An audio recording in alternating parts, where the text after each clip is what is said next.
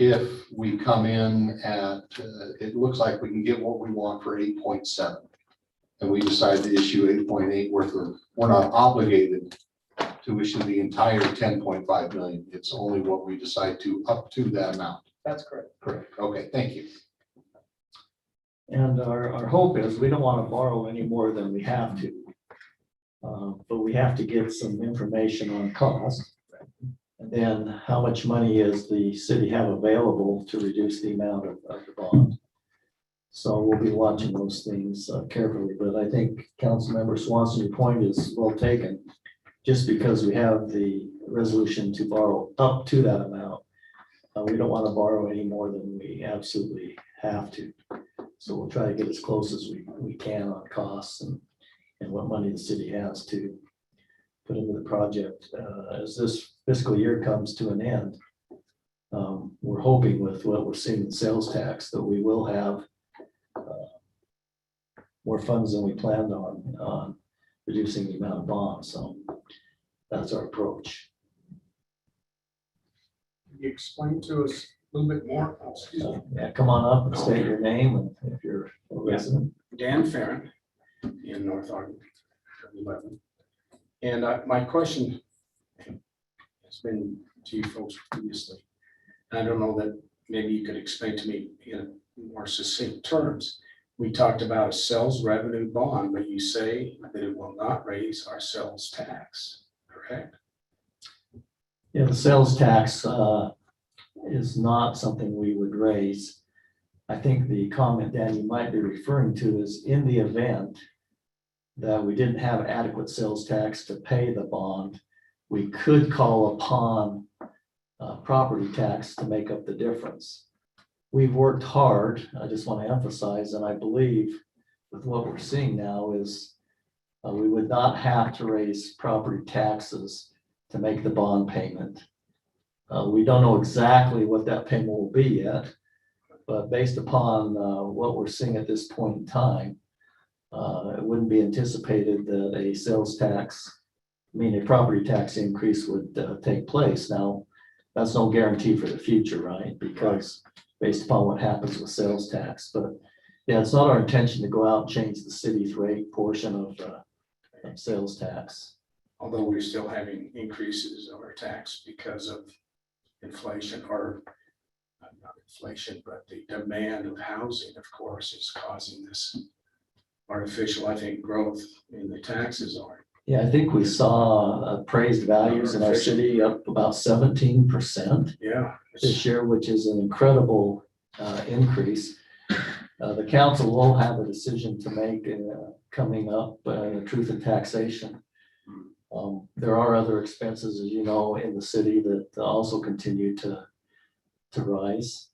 Sure. But yeah, the increase inflation in our area was incredible this year. Absolutely. And I'm thinking too of not only that, the fact of our property taxes going up and everything else is going up. Obviously, inflation now, what, 5% in the last 180, not even 180 days. And that's going to go.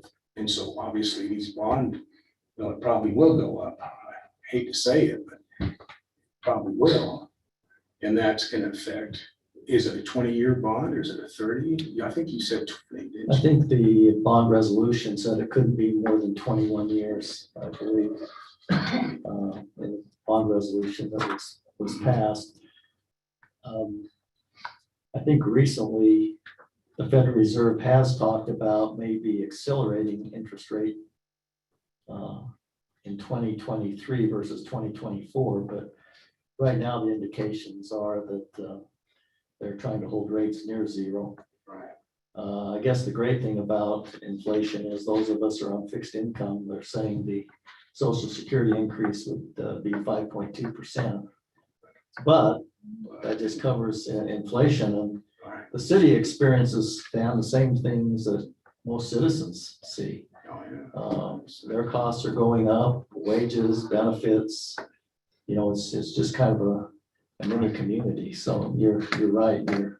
I hope you, assumptions. as a council, you're really taking it to heart what to win. Mayor Chuck here has talked about, this design build sounds like it's a real good plan. Well, this has kind of always been somewhat of our intention. Right. Like I And say, hopefully we save built, $1.5 million. but we have some experts now that have gone through this and have experience that can help guide us through. And I think hopefully we've evidenced by the fact we've asked Lynn to join us Yeah, in this with his experience, help guide us through this.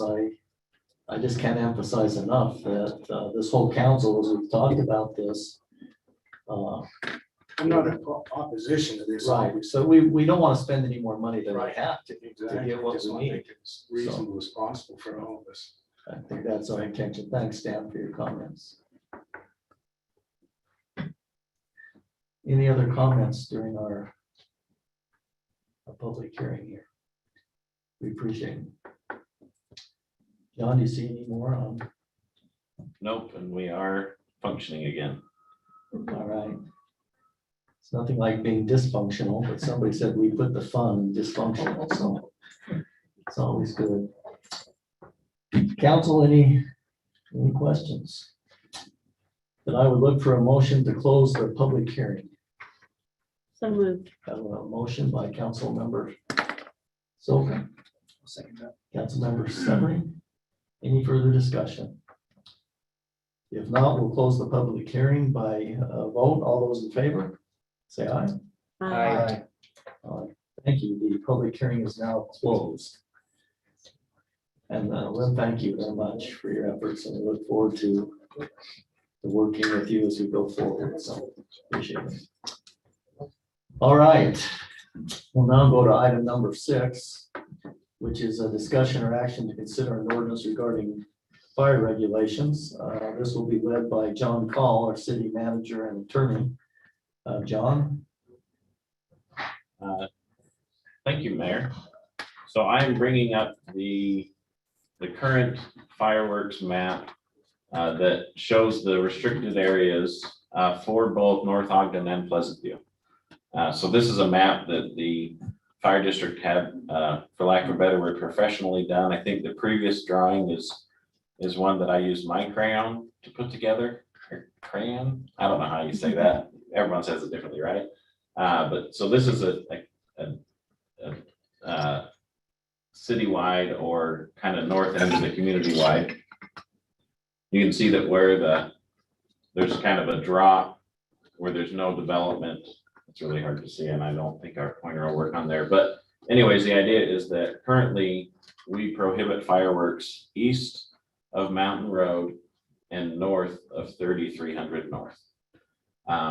And this ordinance was originally proposed to come to the council for discussion surrounding the language related to exceptions and timeframes for fires, fireworks, and things like that. This is the type of information that was included in the packet.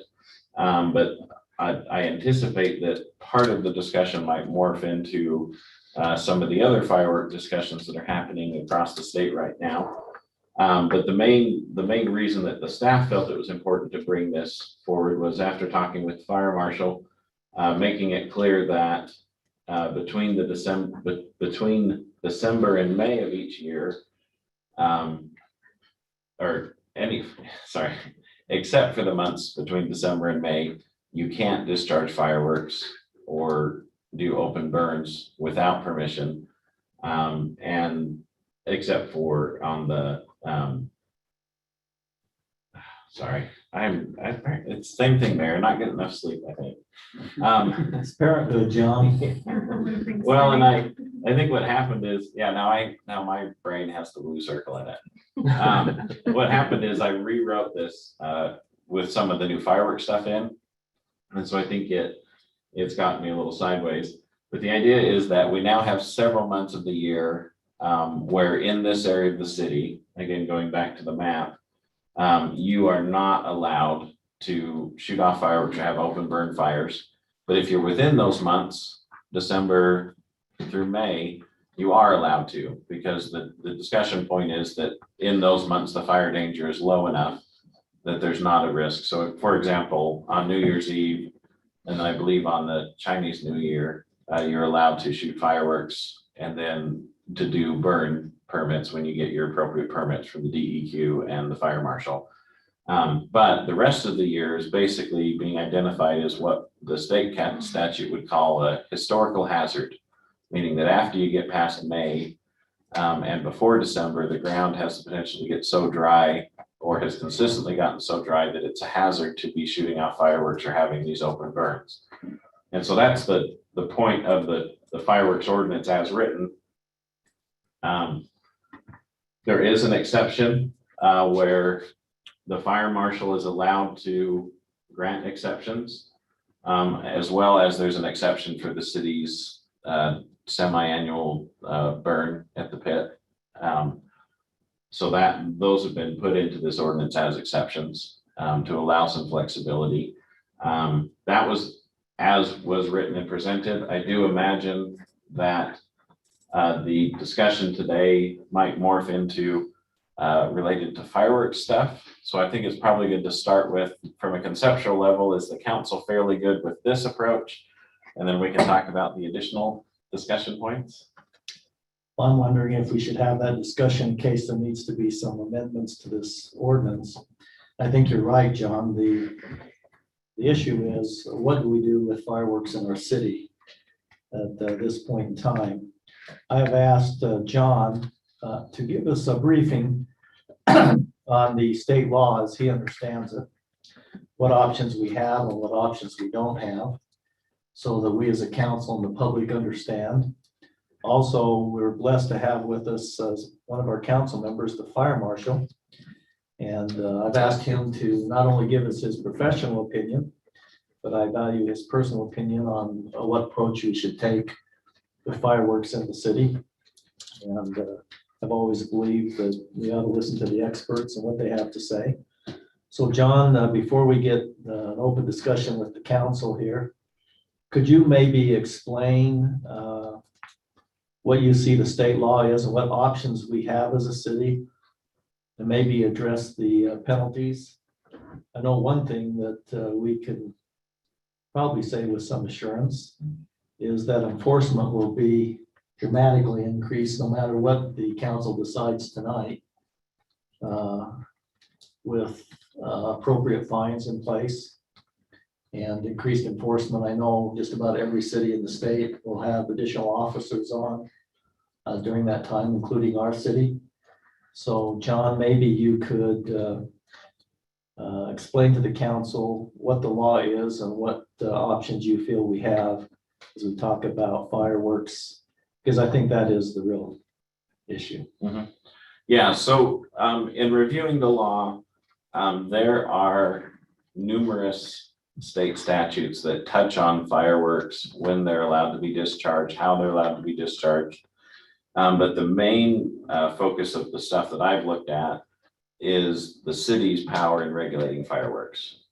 And typically the statute, but first off, the statute's a little unique in that it actually outright prohibits cities from banning fireworks. And then it gives two exceptions to that. And the two exceptions are focused on what are typically, one's a historical hazard and the other is an existing hazard. It doesn't provide a lot of definition for those two terms.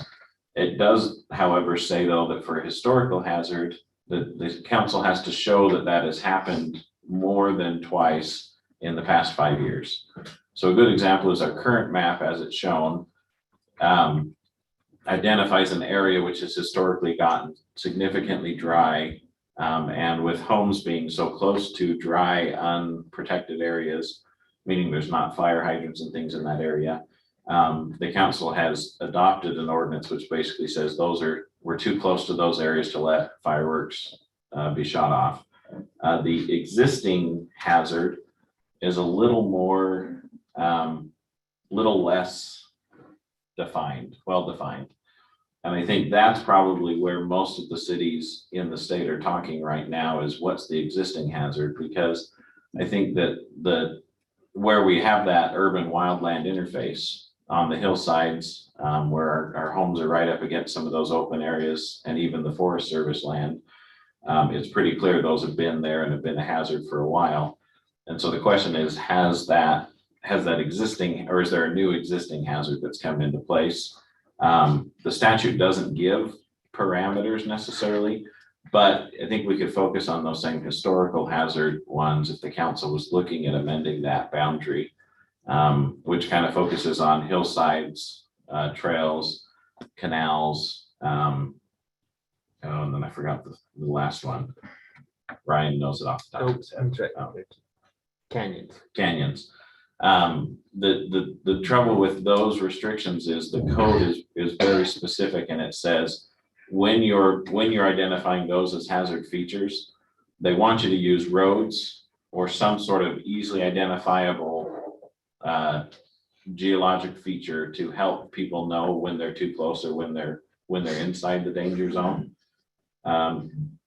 Then the caveat is when it says that, it says but, then it says the council can include additional areas which are outside of that hazard, provided that they're the minimum space between the hazard and those easily identified geological features. Or the best example is a road. So if there's a field that's 200 feet from the road, that's a hazard because it's a huge dry farm, then you could use the road as the barrier, because it's easier for people to understand, hey, that's what it is. And that's what we've done. That's why 3,300 is our barrier as we head north in the city. Is it's a consistent road that goes through the whole city that's easily identifiable, and we're able to effectively communicate where the boundary is. Same thing with Mountain Road. But the question is there a new hazard? And if there is, what does that mean? We're lucky because we have the fire marshal on the council. But I do think that from what I've seen in the news today about some jurisdictions, some of them are a little, I don't want to say they're luckier, but I think that the mayor of Salt Lake has a little more control over the fire department, because it's not a unified fire, it's a city fire department. And so I do think that the statute gives some discretion to the fire marshal in helping determine what some of those hazards are. But you have him here, so. Yes, as I heard the news conference, it basically said that they were following the advice that their fire marshal had agreed with the recommendation. I think the term the mayor uses, the city was now combustible in its entirety, even though I believe they're continuing on with municipal fireworks. So before we open it up for discussion with the council, Fire Marshal Barker, maybe you could speak professionally and personally from your standpoint, maybe some of the things the council should consider. Yeah, this has been a discussion that I know it's been going statewide, like we've mentioned. That I spoke with Chief White, he's our fire chief, before I got in here today about what Salt Lake did, and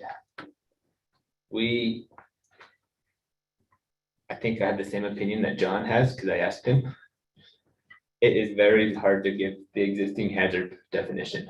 I think the best thing we can do is to identify our hazard areas, which we have, and then enforce it.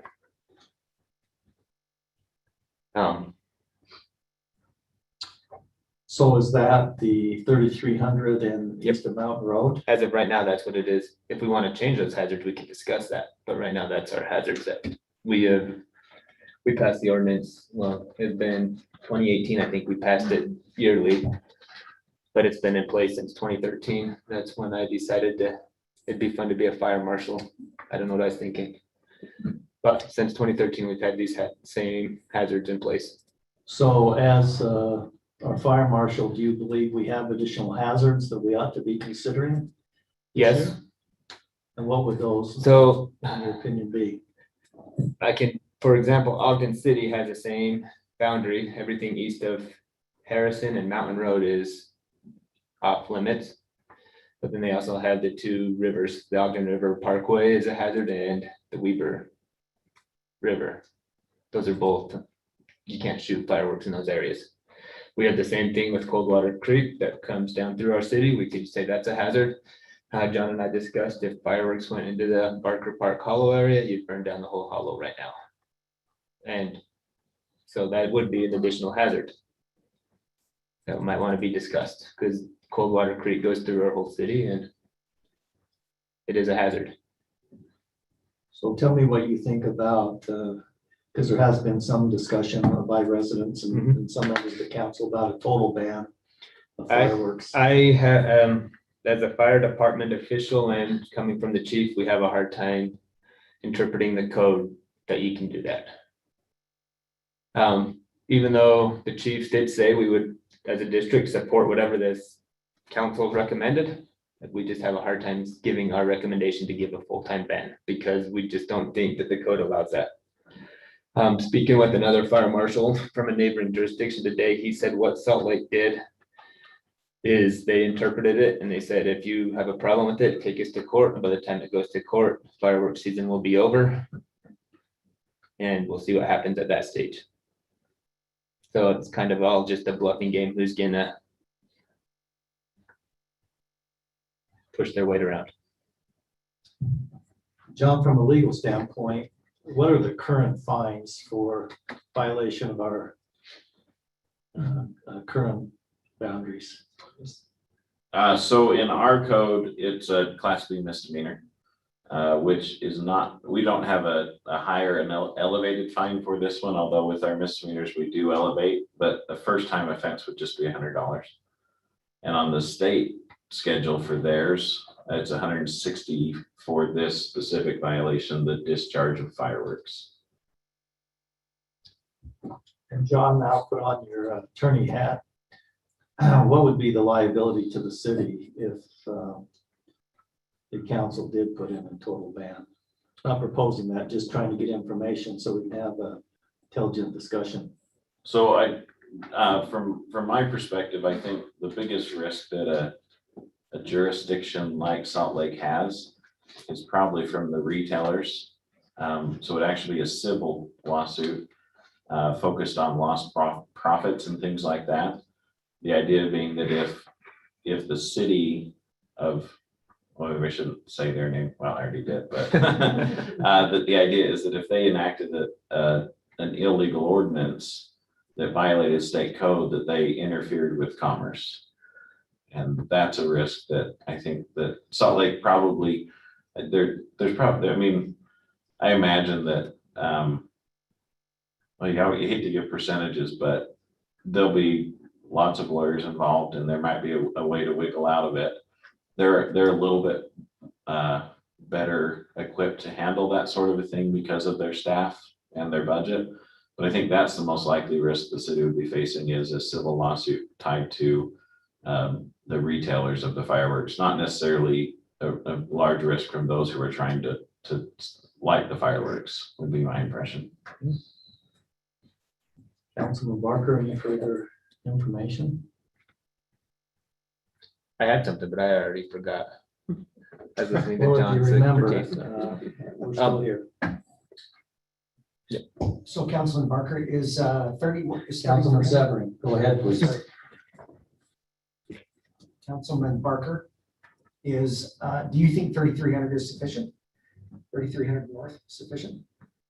We had this discussion 2 years ago, I think I remember, and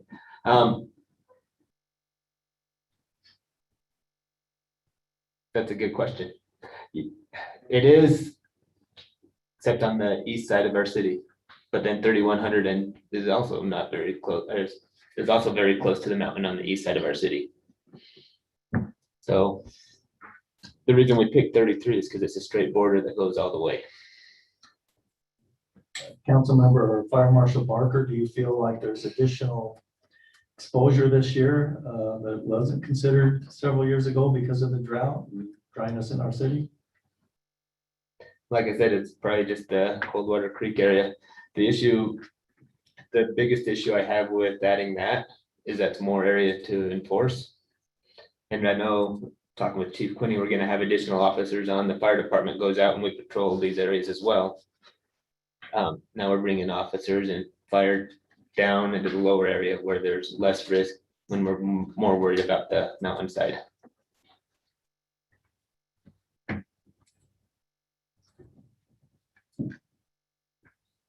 Any other comments? Councilman Swanson, do you have something you'd like to say for consideration? I do.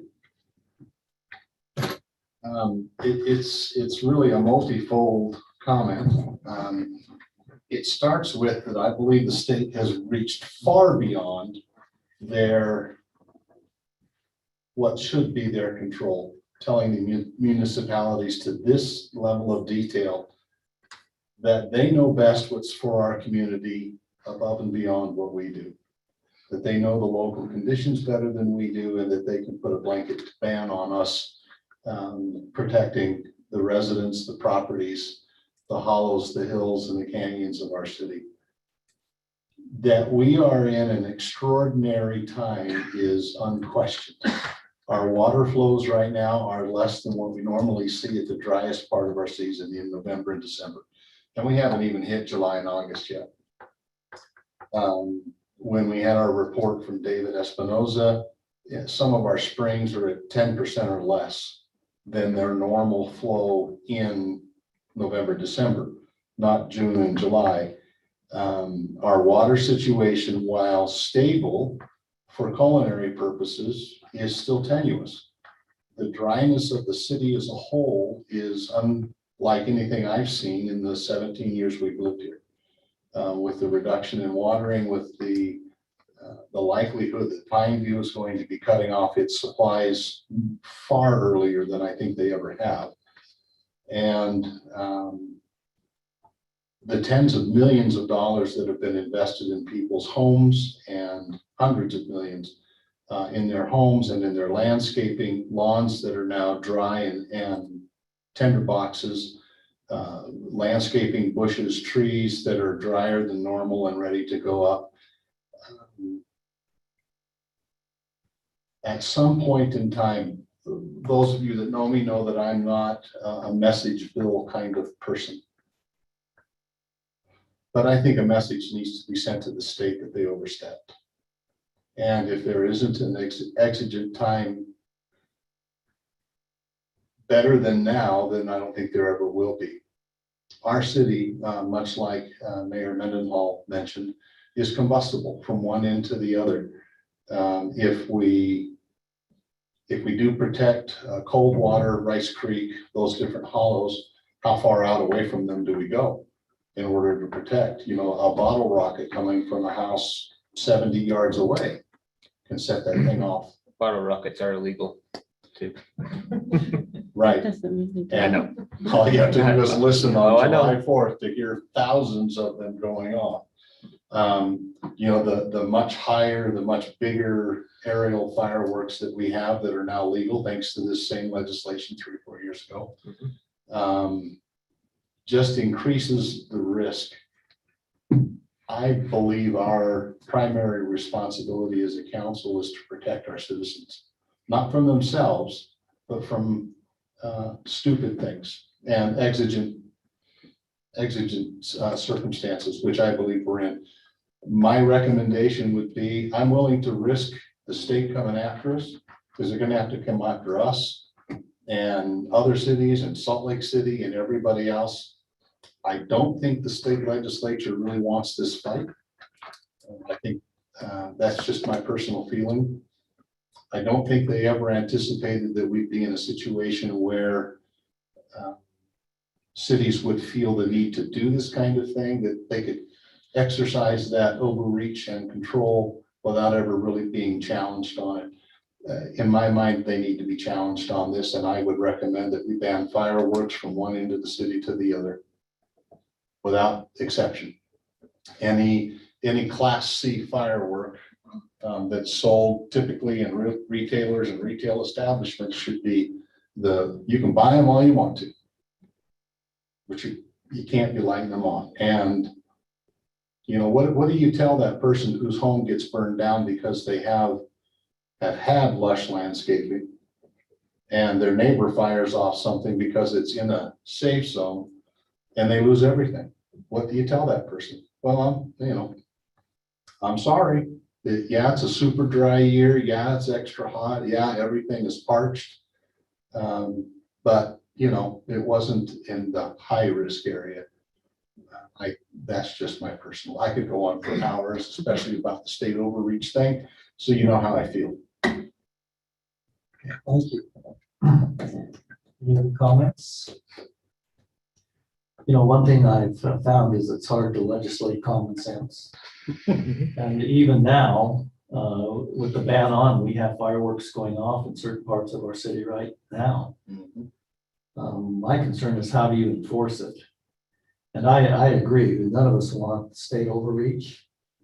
I'm wondering if, you know, Salt Lake City's gonna fight that battle. Because they have made a statement, along with several other large cities.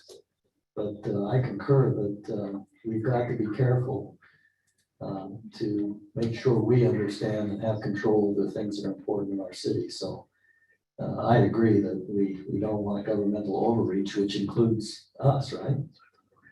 And I think the approach is, in my opinion, ought to be one of safety to our citizens and let the big boys fight out the battle with the state, even though I concur with your comments, Councilman Swanson.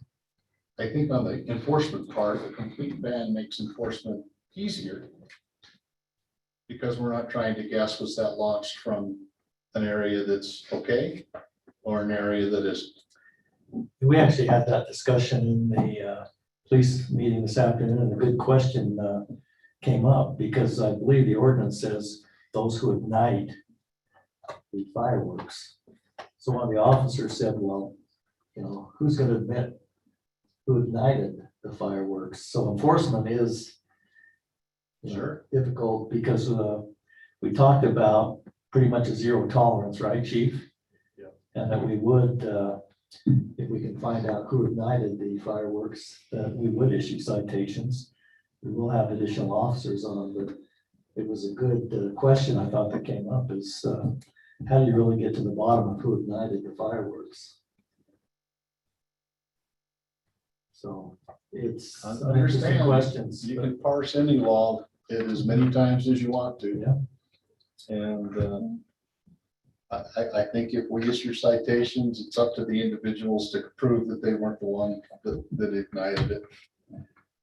And we might have the chief rendering on that. We had what do you call it, probable cause? Just so the council fully understands, because we did have this discussion. I just want the council to be aware of the discussion we did have.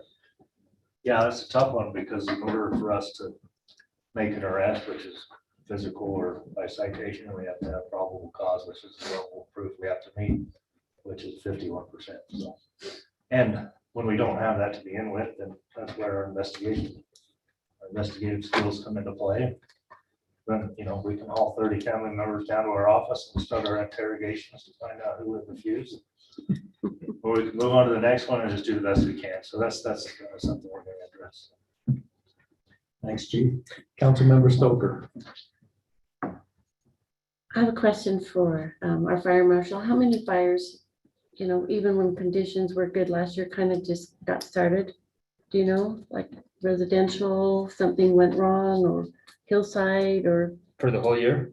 Or just just the 4th of July or 24th? We didn't have that many fires last year.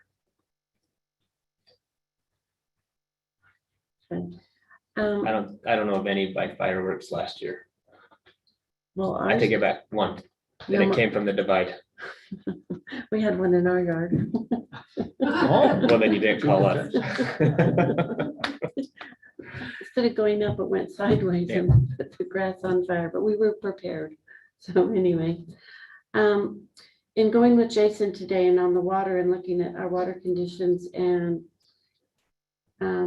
it takes a lot of water to fight those fires, and that water is going to come out of our wells, our 1 million gallon wells, or our 5.5 million gallon wells, and it's not putting that kind of water back in. So do you err on the side of safety always? And how do you say, I'm sorry, your home burnt because the hillside caught on fire? I don't want to take that kind of responsibility. And I'm sure if we're all honest, nobody else would want to have that also. And even though it's a crappy decision to have to make, but it's a crappy time right now. And this is life. So I, like everybody said, you don't want state overreach, but I think we need to err on the side of safety. Okay, I'm gonna ask Councilman Barker as our fire marshal what his recommendation is in regards to this ordinance.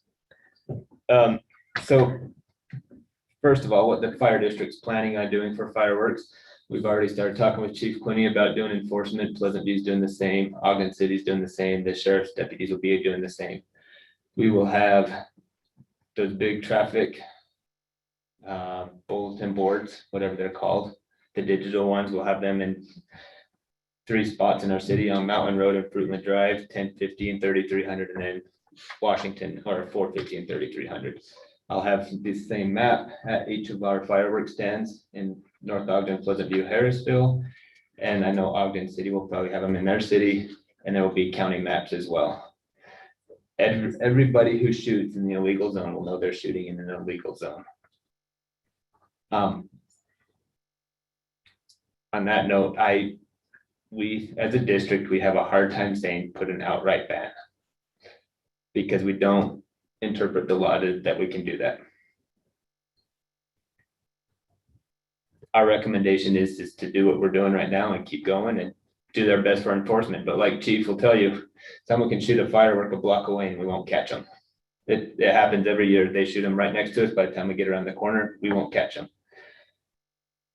But if they do shoot a firework in an illegal zone and it does start a fire, and we will find out who it was that started it, and now you're getting civil and other, it's not just you pay for their house, there's other criminal offenses that come with it. So we hate saying don't do anything, but the law, I don't think allows us to put in this ban. There. Councilmember Swanson. Even in this banned area, don't we have the same probable cause problem? Mhm. If it's unenforceable in the rest of the city, why do we have this ban? I mean, because say somebody does light a fire and the hills catch on fire, who are you gonna charge, chief? I think that the level of intent is now changed. Mhm. There's a ban and somebody violates that ban. And now it increases their liability for property damage and or. Oh, I'm saying though, how do you identify who ignited the fire unless you observe them igniting the fire? Because that was what we just talked about, the technicality a minute ago, that do you take the whole family of 30 down and start interrogating people? Well, circumstances have changed now. Now we're talking about thousands, if not more, of property damage and or loss of life or injury, compared to we're going to issue a $100 firework citation. We spend 3 hours on that, as opposed to just trying to get the next one. Sure. We're going to spend days on this one. So let's say that the hill doesn't catch on fire, the house doesn't burn down and nobody dies, but there's somebody in the banned area lighting off the big aerials that are now allowable, putting everybody at risk. How do you identify the person and then how do we cite them? We'll do the best we can to obtain that probable cause in a reasonable amount of time. Right. If we start going into 3-4 hours, when we've got 20 other violations going on around us, Right. we're probably not being the most efficient. We're probably just moving the next, as people may say, the whole thing. I just see it, I mean, if we have this probable cause problem, I see it as being a problem whether we have a little band area or we have a big band area. I mean, anybody listening to this tonight obviously knows the out, right? I didn't light it. You gotta prove that I lit it. On the And how flip you gonna do side, that? Councilman Barker. On the flip side, last year I was driving around doing this fireworks patrol with the chief. We rolled up on multiple people lighting them. We see it. We see multiple people lighting fireworks. Right. And in years past, it used to be, don't do it, go to this area. Now we'll no longer be saying, don't do it. Go to this area, we'll be issuing citations. And speaking with other fire marshals, the power of social media is real. If it starts getting out that we're writing tickets on the first night, and that they played ignorance, it's gonna stop people from lighting fireworks. I think if we put a strong presence on July 2nd, issuing citations and tickets, it's gonna slow people down from lighting fireworks. Swanson. I just know, I've lived on the bench for 17 years now. It doesn't matter what ban we've done, nothing against the police department or the fire department, right? Your enforcement's terrible. I mean, every year up 3450, 3550, same neighborhood, there are monster fireworks that go off every year they get called in, every year they continue for days and days and days. And so, I don't know, it's a frustrating thing for me because of the risk that the risk that we're willing to put people under, in my opinion. I think we're willing to put people under a big risk. And I think your point is well taken, Councilman Swanson. The problem is though, is legislation doesn't stop people from doing it, right? no, it doesn't. So we will continue to have people shoot off fireworks no matter what ordinance we put in place. I think our discussion was with the chief this afternoon was if there's probable cause, there's no warning. It's a ticket. I believe also, John, the state has made it very clear that the cost of fighting a fire will be a personal responsibility. Now, whether you collect on that or not is a different story, right? But I agree wholeheartedly that safety is the issue we're talking about here. You know me, I'm not a government overreach guy, but I think there's enough cities that have made that statement that that battle will be fought here with the legislature. My concern is how do we enforce this? Because as you said, we've had a ban up on above 3,300 for years. But I think our approach has been one of kind of, don't do this again, right? Right. But if you can imagine us being unable to enforce what we've got now and enforcing it in the whole city, we have the same issue. But safety is, I think, very obvious that we are in a combustible city right now. And Councilman Swanson. I see it a lot like speed limits. The mere fact that we can enforce less than 1% of the speed infractions out there doesn't mean we don't have speed limits on every road, in every city, in every jurisdiction. The ability to successfully and overwhelmingly enforce it should not prevent us from doing what's right. And I believe an all-out ban is what's best for the city. The heck with the state. And what's best to protect the city is an all-out ban, knowing that we enforce the best we can, just like you do on the streets with speed limits, just like DPS does out on the highways with drug mules running up and down the street. You catch the ones you can, but it's still illegal. Doesn't matter where you go, doesn't matter how few we can actually catch and enforce. We still say no. Let me ask a question. I think most of the cities who have imposed a ban on personal fireworks are still proposing to have their municipal fireworks because of the protection. Are you proposing that the city still have that opportunity? Yes. Based upon the protections that's afforded? Yeah, we have in our municipal fireworks, we have, a professional company that knows what they're doing. We have the fire department that's right there. We have everything in place that needs to be in order for there to be that community celebration. Like you said, it's those without common sense that are going to be the problem. It's, it's not the 99 drivers who obey the speed limit or drive reasonably. It's that one or two that don't. And there's lots of them. And we catch the ones we can. Are there any other comments from council before we move on? So we have before us an ordinance that Mr. Call presented, and was in the packet. Do we want to proceed with that ordinance?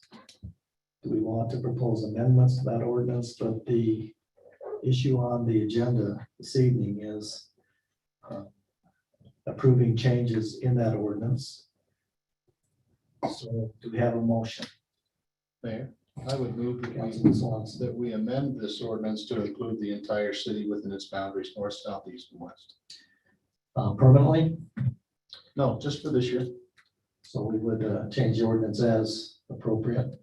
When conditions are changed, I have no problem with people firing off fireworks. We have a motion by Councilmember Swanson. He's proposing that the city put an entire ban on fireworks. Do we have a second to that motion? Second that. A second from Councilmember Severing. Is there any further discussion? Let's start with you, then Councilmember Stoker. Yes, You're in favor of a total ban. Councilman Severing, Yes. Councilman Swanson. Just checking. Yes. Councilman Barker, This does seem strange coming from me, but no, I don't think we can. okay? Motion passes 3-1. That there'll be a ban in the city on fireworks. John? And to do that, council, we'll put a new map that puts a red over the entire city with a sunset clause that it will sunset on December 1st of this year. If that, just so you understand how that's accomplished. I think the state statute indicates that the map should have been submitted by May 1st. On restrictions, That was the historical hazard map. and we met that because we submitted our normal. This will be an existing hazard. So, Yeah. We need a motion with the ordinance number. yes, and then we need the ordinance number is 2021-19. So do you want to restate that using the ordinance number, Councilman? Mayor, I'll move that we adopt ordinance 2021-19 fireworks restrictions with the restrictions covering the city in its entirety until December 1st. Okay, we have a restated motion. Do we have a second? A second. Have a second. Any further discussion? Let's go through a roll call vote. Again, Councilmember Barker, No, Councilmember Stoker, yes, Councilmember Swanson, Yes. Councilmember Severing. Yes. Okay, motion passes 3-1. And, I think that this needs to be approached from a safety situation. I am not one for government overreach either, and it goes both ways. I would hope and I would encourage our citizens to use common sense. Even though we have this ban in place, I would just plead with our citizens to give consideration to what we're facing in this unusual year. It's very difficult because we're just coming off a year where there were a lot of restrictions on us, but we can't control a lot of things. So we'll move on then. Now go to item number 8, which is a discussion or action to consider an ordinance for revised tentative budget. Fiscal year 2021 and 2022. We have with us this evening Evan Nelson, who is our finance director. So Evan, do you have any comments and information before we enter into a public hearing? Yes, Kind of maybe why we're doing this again. yes. Thanks, Mayor. So tonight we're having a public hearing on our revised tentative budget. We're having a public hearing again because we didn't meet the proper posting requirements on the last go around. So we're making sure that we get that right before the end of the fiscal year. As far as the revised tentative budget, as we talked at the last council meeting, when this was addressed, we had just received our numbers from the county, the property tax rates. And so those numbers have been updated in the budget and incorporated in this revised tentative budget. The effect of that was an additional $124,552 in property tax revenue was added to the revised tentative budget. And that same amount is proposed to be transferred from the general fund into the capital improvement fund for use on the public safety building or other capital projects. The council would like to. Evan, can I just maybe get a clarification here? I believe there was an ordinance passed that any property tax must be used for public safety. So that would limit, even if we transfer it to the capital improvements fund, still puts a limitation on what we can do with that money. Is that correct? That is correct. I suppose yeah, that is correct. So I guess that transfer could be considered sales tax revenue. The money that goes to fund public safety is made up of property tax and sales tax money. So but we can leave it in the general fund if you'd rather do that. Well, this is actually identified though as an increase in property tax, right? 124,000. Yes, So it seemed like to me that if we transfer that into the capital projects fund, we're actually gonna have a subledger of any property tax money as a result of truth in taxation or reassessed values. We're gonna have to track that separately based upon the ordinance that was passed. Is that correct? Because this is directly related to a property tax situation. yeah, And this is just proposed. We will still have our truth in taxation. Here, this is just basically holding the rate steady. So right. this is just proposed and tentative. Yes, it is tentative until we go through the truth and taxation process. So if we don't transfer it to capital improvement, it would just go into the general fund balance.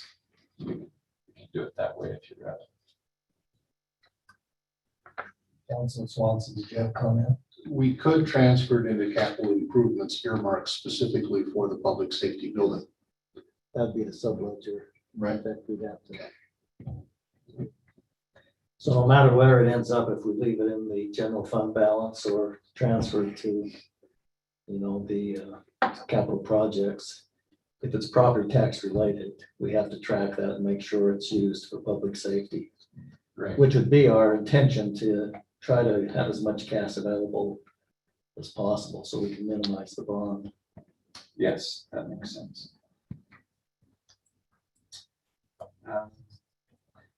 So that's really that property tax change is all that's different in the revised tentative budget from where we talked in the last meeting. So if there are any questions, we're happy to respond. Otherwise, we'll have the public hearing and then ask for your approval of the ordinance. I guess one other thing to mention is that the property tax rate is included in the ordinance. And that rate is 0.00118. And that's the current property tax rate that's being proposed to be maintained. Thank you, Evan. Do we have any questions before we enter into a public hearing? Council. Seeing none, then we'll enter into a public hearing to receive comments from the public regarding the proposed budget for fiscal year 2022. So if you have comments, please come up, state your name and your resident of North Ogden. Reed Miller, North Ogden. Hey, can't the council approve even a lower rate so that our property taxes don't go up? I mean, yes, maybe there's money available because we keep the same rate, but hey, that impacts upon everybody. And it looks like we're just putting more money into the general fund. Hey, we got more money to spend, rather than looking at the citizens and having them pay a little bit more every time property values go up. We could lower that. I just propose That is correct. That's why the council will participate in a truth in taxation. We'll hear from the public, their concerns, and then the council will make a decision on what rate to set and what property tax dollars will come into the city. So Reed, that will take place, I believe, August. What's the date on that? August August August. 3rd. August 3rd. August 3rd, we will have a truth in taxation. Even though we're holding the rate steady, if we collect more dollars, we have to have that truth in taxation hearing. So that'll be August 3rd. And that will be at the senior center, Mayor. All right, John, do we have any comments, public hearing on chat or Zoom? We do have a chat. It's not related to the budget. It just says, they were disappointed that there was, or Susan Kilborn says, totally disappointed, no discussion on questions and input by public on suggestions on firework ban. Yeah.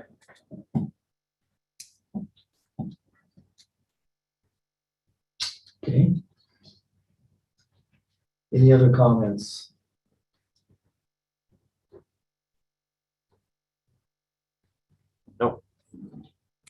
Oh, we do have a raised hand now from Susan Kilborn. Okay, we're gonna be able to maneuver this, John? I hope so, and I say that because I do have a blue ring of death again.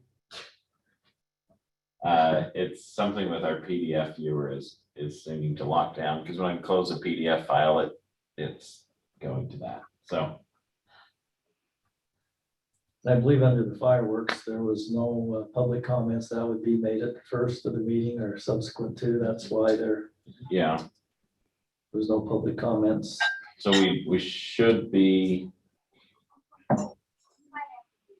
We can Yeah. use the old method on the telephone here. Seemed to work pretty good. I gotta go on the phone again. yeah, that might be our only option, because it's not letting me control anything. All right, well, we're still in a public hearing, so Susan, if you can hear, there she comes. All right. Wow. According to Phil, this is WKRP. May we help you? Hi, I'm trying.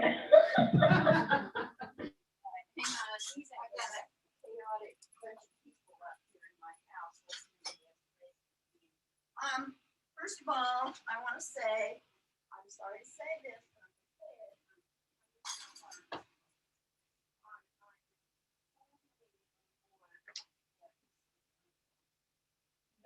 You know what? In Colorado, you can't.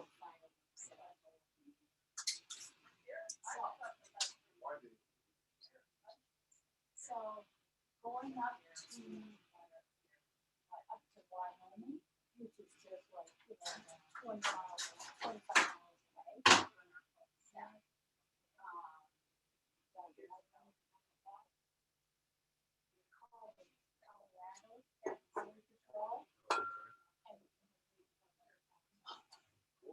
Which is an agreement, they should, yeah. Can't happen to that.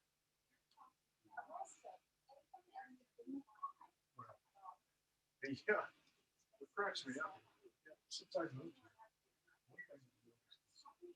I think there are more pyromaniacs in this state per capita than any state I've ever been in. I mean, I've never seen states like California or ever shut up rockets like they do here. And it's because of this freaking space. I don't think they sell one here. They make it's not illegal to have them, but I think everybody buys them. Oh, Wyoming, they can buy lights. That's why people go to China. There was a place right off the border that said, "Welcome Utah." And it was a fireworks and liquor store. Okay, fireworks and liquor store together. I thought. Awesome. No, Is that in Evanston? yes, it was. Or as Yeah, it was. Evanston? No, Evanston? yeah.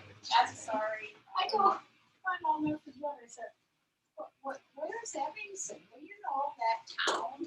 She's here. I go, Evanston? We said, who was it? Who was saying?